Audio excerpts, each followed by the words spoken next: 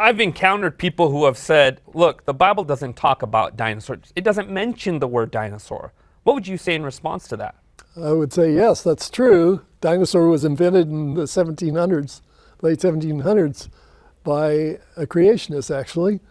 But there is this creature that you read about in Job chapter 40 called behemoth. The characteristics of behemoth were it had its strength in its hips and walked on two legs. It had a tail like a cedar tree. It ate grass like an ox, which is what these animals eat. It lived in the fens. It's just a perfect candidate for a dinosaur. What kind of nothing dinosaur? else. A duckbill dinosaur. Oh, really? Yeah, lived in everything that has a duckbill that we know about lives in water. So these probably lived in the swamps or wet areas and ate vegetation out of the swamp. We just talked about a flood and that wiped out these dinosaurs. Are you telling us that some of these survived after the flood, or what was that? The book of Job was written before the flood? Well, Job was written probably when the descendants of Noah were still alive on the earth. Maybe Noah himself was still alive. And so I'm sure, just like today, nobody in this room has seen a dragon, but I'll bet if I gave you a paper and pencil, every one of you could draw a dragon. I think it was the same with dinosaurs. They were so spectacular that their memory was perpetuated by those that survived the flood. You know, in regards to paleontology, and you had mentioned before that when you look at dinosaurs, they look like they were destroyed immediately and through some kind of catastrophe. What other evidences do you see in the fossil record that confirm this biblical flood story in regards to fossils? The intricate details in some fossils that we find that show the internal structures of the animals still preserved, that would require burial on a scale like nothing we're familiar with, fortunately, today. There must have been catastrophes that buried these animals so fast that they didn't have time to decay. I think also that bacteria are prevented from growing if there's enough pressure on the fossils. So enough overburden so that the bacteria couldn't destroy the internal structures of these animals. Now, it's not true of all animals, but in the spectacularly preserved fossils, we find that internal structures very, very well preserved. That's really interesting. And it sounds like, as you're sharing this, what's going through my mind is that when this flood happened, there was this state of activity, this agitation, but the preservation took place there as well.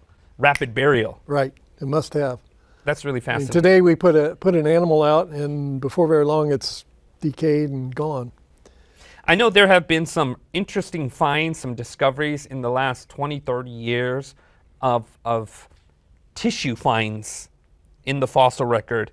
Everything from osteocytes to, you know, some kind of proteins that apparently, with fossils that should have been millions upon millions of years ago, there's still these kinds of tissues that are still in existing. That tends to challenge the traditional evolutionary theory out there. What's your thought on that? Yeah, it's a serious challenge because the laws that govern the breakdown of molecules are well understood. And studies have been done on how long a protein lasts, how long DNA can last, how long these various molecules that are inside our bodies can last after we die. We know from mummies and things like that that thousands of years don't necessarily destroy these things. But we know that tens of thousands to hundreds of thousands of years will destroy all of it.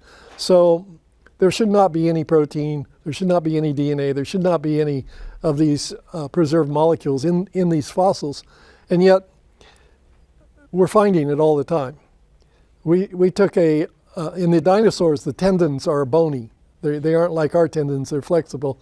They are actually ossified, so they're made into bone.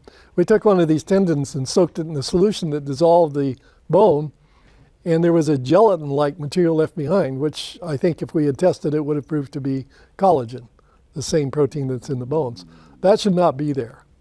And we're finding this more and more. The more we look, the more we find evidences that suggest that things are preserved long after they should have been gone.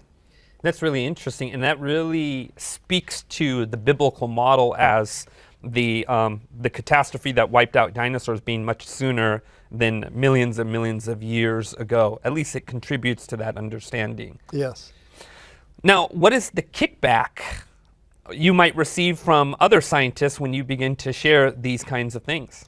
Well, on that particular one, it's really interesting because scientists have argued with each other. A group of scientists says there's no way you're getting protein out of these bones because they're so old. And another group of scientists says, yes, but we got it. So they have tried to think of ways they could preserve it. And one of the suggestions was that iron might protect the proteins and keep them, or the DNA, and keep it longer. But that's not usually what iron does. And I don't think those studies have ever been done. It's just a suggestion. And I think the more we look at it, the more difficult, more challenging it becomes. But by and large, scientists have accepted the idea that these things can last for millions of years, even though in the face of the evidence that can't happen. That's really interesting that you bring this out. I actually looked at Mary Schweitzer's paper on what she believes is the preservation mechanism behind these tissues. And she does point out iron, but it's asserted, it's not actually demonstrated. Yeah. And then other scientists simply accept this as fact. Oh, we've now taken care of this dilemma, no issue, we've solved the problem here. But the reality is, it doesn't meet up. No. It doesn't match it doesn't deal with the problem itself. No, it doesn't explain why proteins can be found in bones that don't have any iron in them. Yeah, and we're talking, the theory holds that these bones are supposed to be millions of years ago. 100 million years. Yeah, and it's fascinating that history is correcting itself. Yeah. Really remarkable.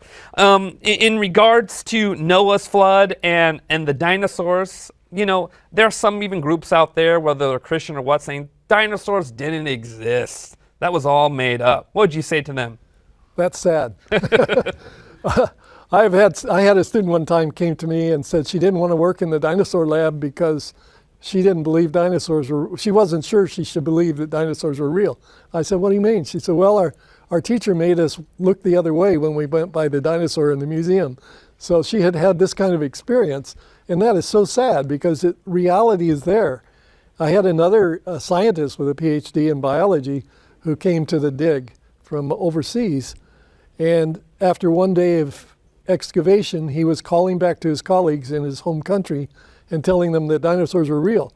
That was a revelation. I can just imagine. You will not believe what I just found out.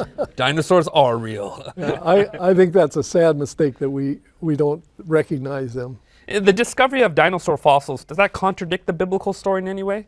Not that I can think of. It's what you would expect to see. Yeah, in fact, it actually confirms the biblical story, right? It does. The biblical story tells us there was a global flood that wiped out a lot of life, and so we would expect to find this in the ground. And no matter what model you look at it from, it's catastrophic.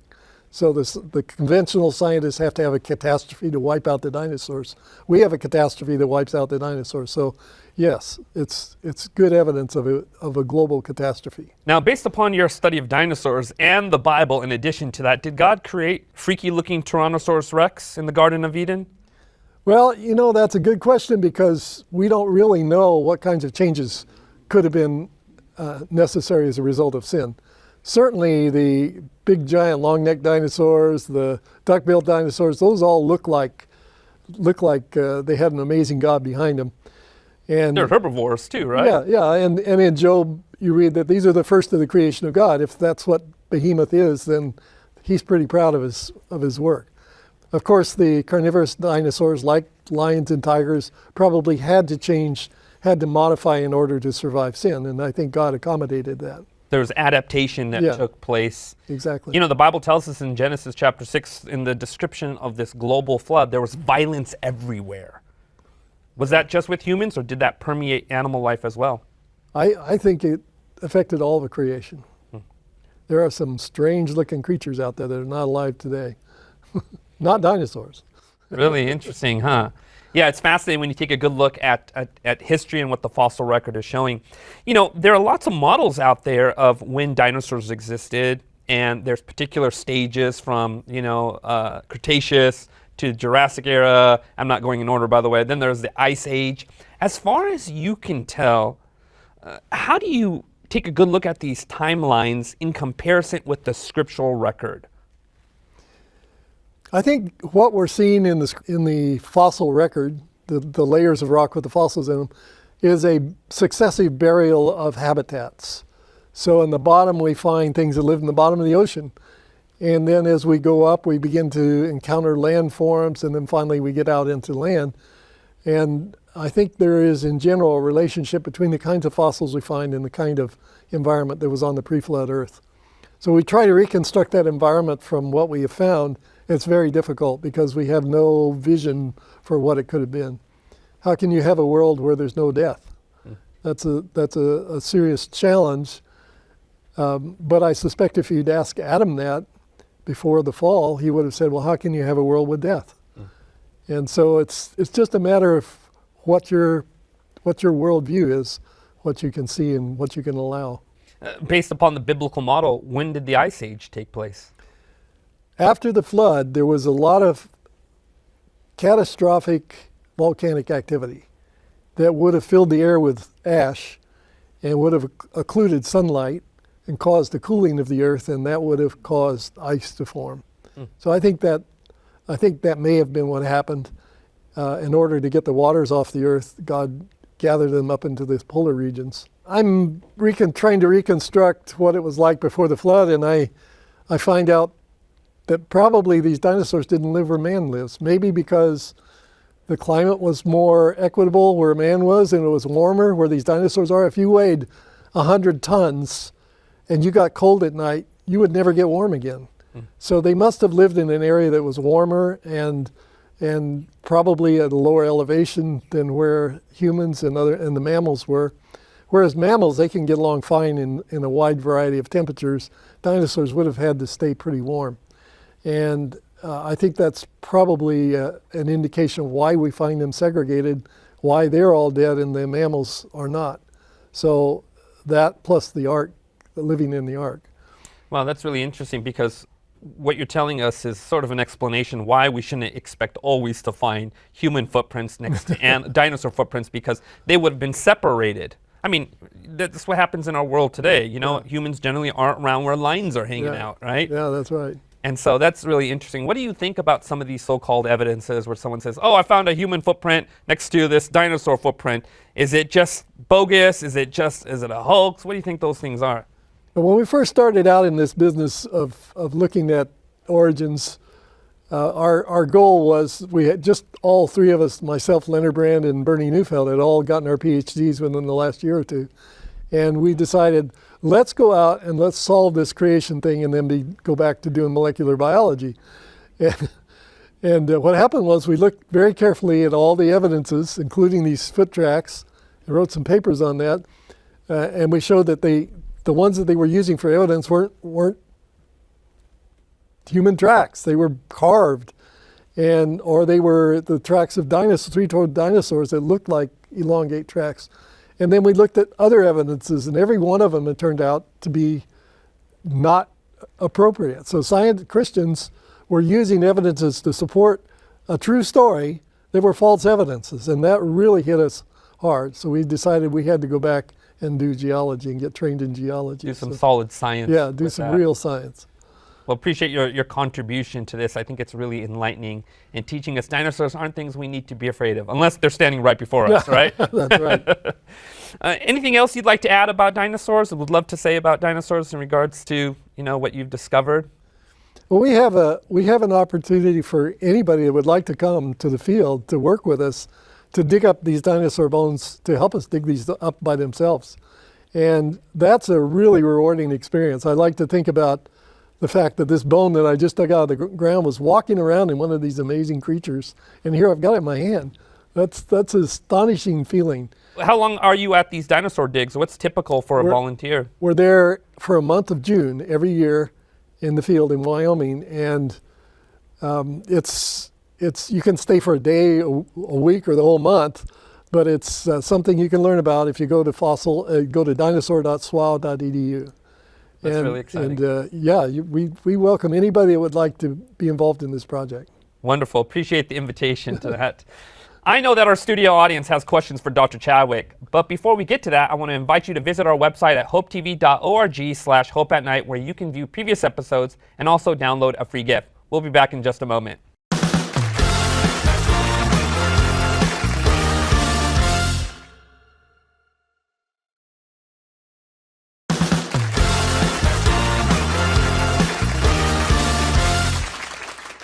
Welcome back to Hope at Night. We've been talking about dinosaurs with Dr. Art Chadwick, but now we're going to give our studio audience the chance to ask their questions. Who would like to start us off? Right over there.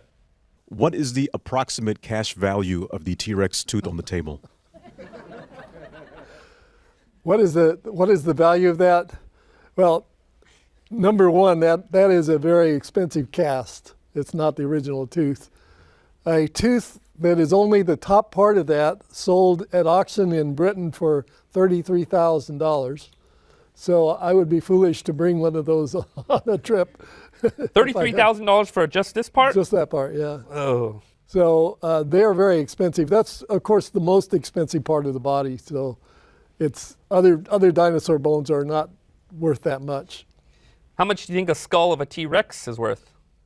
A real one, $15 million maybe. Well, I know what I need to find now to get rich, so. Any other questions? Right over there. Do you believe that birds are related to dinosaurs? There are similarities between chickens and dinosaurs. We are quite certain that dinosaurs, at least some of them, had feathers. And we know that chickens have scales on their legs, which is what dinosaurs' bodies covered with. That doesn't mean they're related in terms of their evolution. It just means that they had similarities between them, just like mammals and birds share certain features. But the bigger question is, did dinosaurs come from birds or birds come from dinosaurs?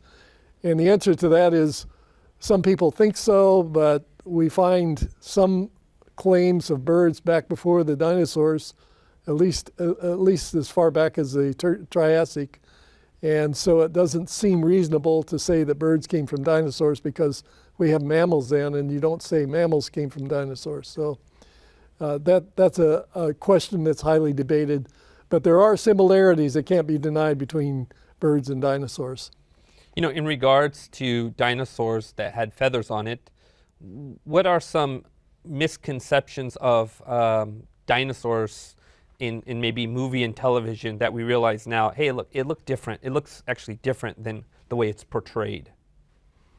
Well, I think a lot of dinosaurs' feathers have been added where we may not have the evidence, direct evidence for feathers. And that's because it's a popular idea. And a lot of the market for dinosaurs is driven by kids. And almost all the books that are written, if you want to write a book about dinosaurs to be successful, it has to be aimed at that audience. So there's this idea of still having dinosaurs around today that persists. And so some scientists have said, well, if we can point them to birds, they're still here today. But I don't think most kids would think that having a parakeet and having a T-Rex would be in the same ballpark. They sometimes act like each other, though. Yeah, they do. Any other questions? Right over there.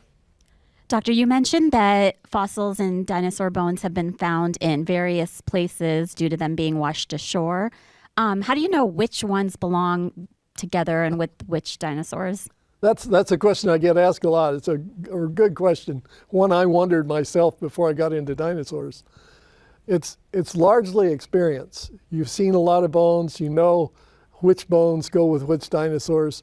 I'm sure my first day on the job working with dinosaurs, I didn't have a clue. But after having seen so many bones, recognizing which bones go with which dinosaur, I can tell you absolutely that this scapula here is from a duck-billed dinosaur. And the reason I know that is because I know that shape very well. So that's kind of the way it goes. As to whether they belong to the identical same dinosaur or not, that's a little more difficult. If you find them in close approximation, I think you can assert that they came from the same dinosaur. But if I find one here and one over there, I wouldn't have any way of knowing. Now, isn't it true, though, at least as paleontology was developing as a scientist, there were a number of reconstructions of dinosaur fossils that were fabricated? Well, they were put in the wrong, bones were put in the wrong places. One of them had a head where the tail was supposed to be. And another one, they put the wrong head on for many years, and finally they corrected that, just because it seemed like that head should go there, but they didn't find it in the same place. So sometimes these errors are made, and of course, paleontologists want to correct it before anybody discovers it. Yeah, I can imagine the challenge of paleontologists trying to piece together things. That must be really challenging. At least it is. used to be. No, it still is, yeah. Wow. Any other questions? Some scientists are working on bringing the woolly mammoth back to life. Is there any discussion about bringing herbivorous dinosaurs back? And would the lower oxygen levels on Earth now prevent their revival? Yes, of course.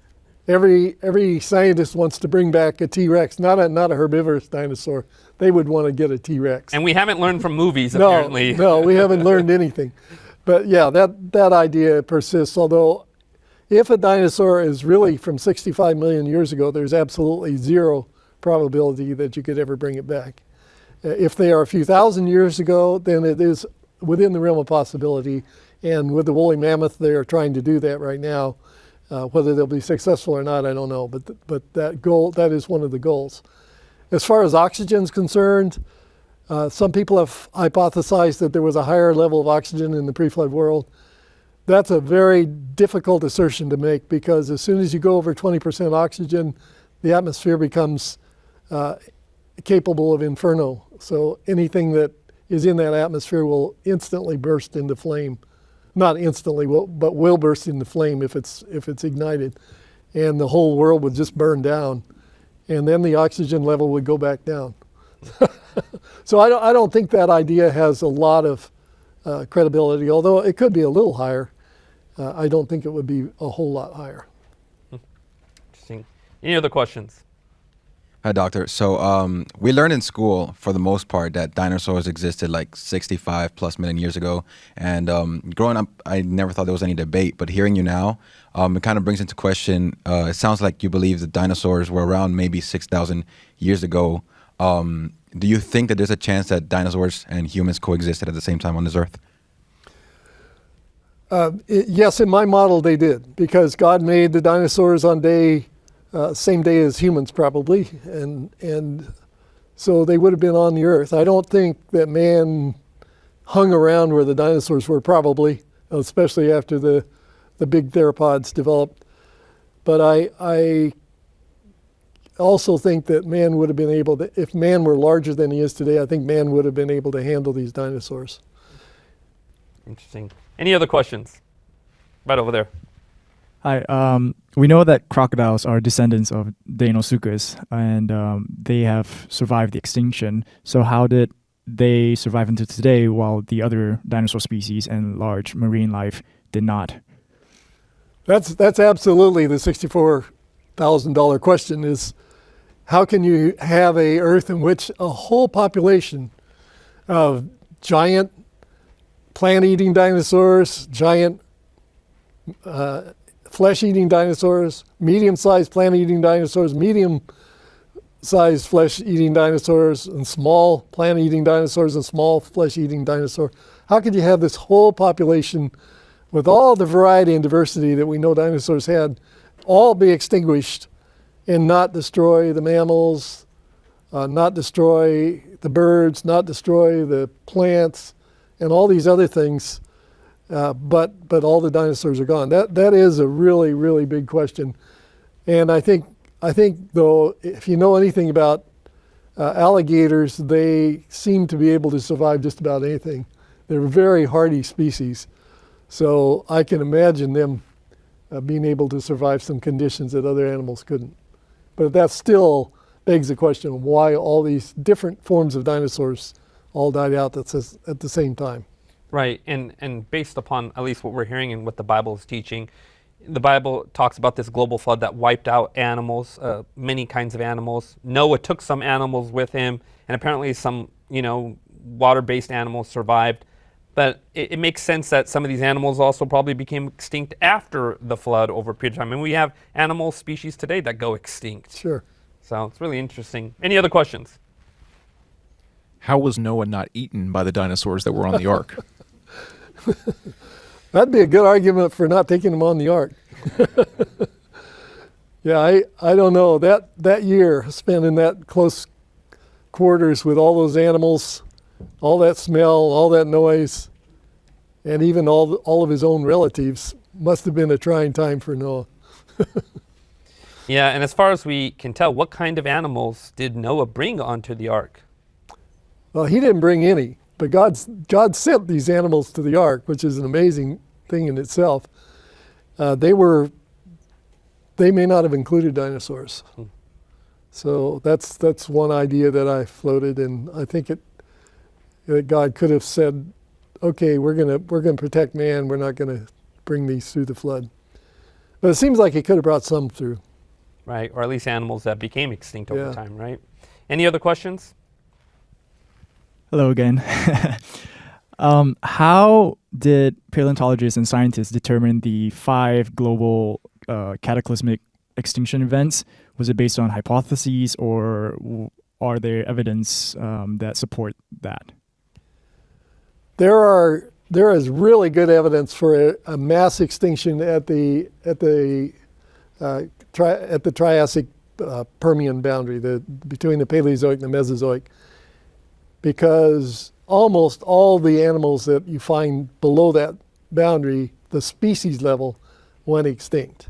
Now the forms may have still survived, but at the species level there was a mass extinction right there.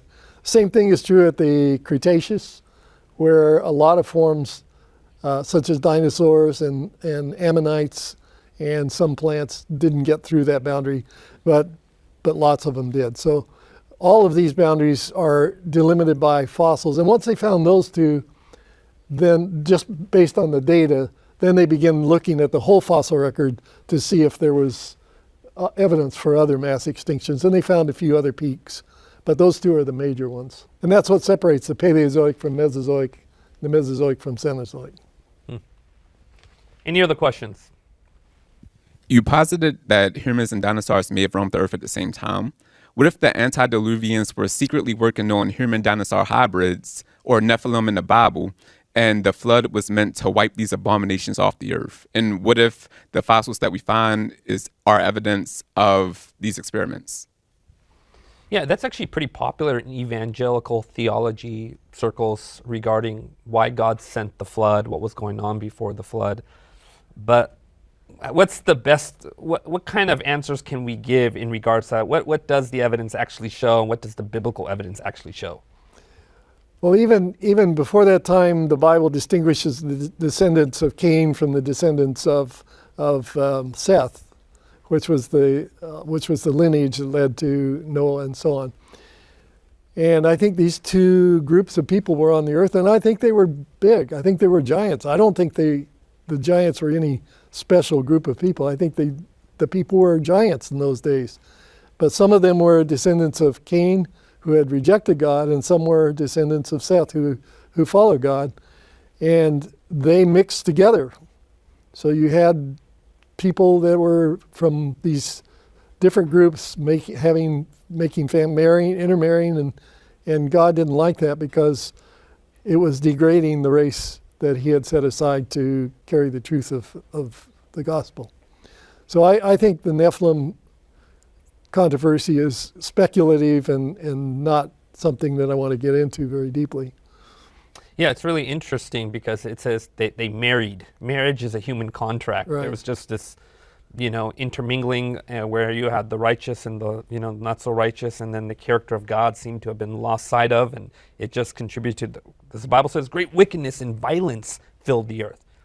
And it's fascinating. I actually did a study on it. The word for violence is speaking about social injustices. So part of the great crime before the flood, even though some theologies out there will say, oh, it was because of these abominations, but part of the great crime before the flood was these vast social injustices, from murder and you name it, everything down the list of crimes that took place. It was everywhere, and there was violence, and so the flood was designed to check that violence. Well, the Bible makes it very clear that you should not be yoked together with unbelievers.